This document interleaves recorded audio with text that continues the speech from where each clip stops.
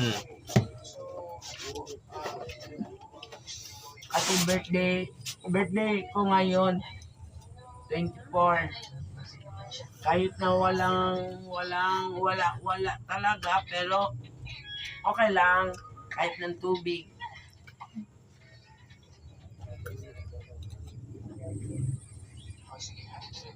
Sarap-sarap talaga.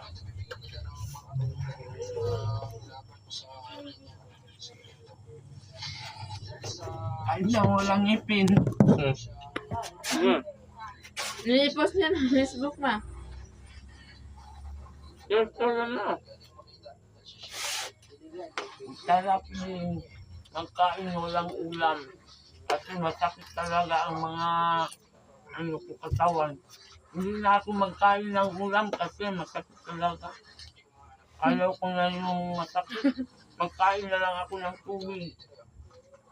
Kanyang tubig. Walang ulam-ulam. Pwede na rin sa akin.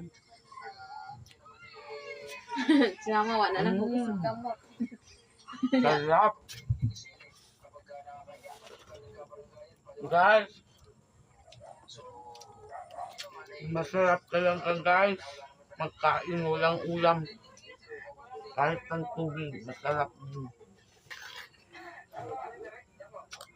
Yun lang guys. Bye-bye!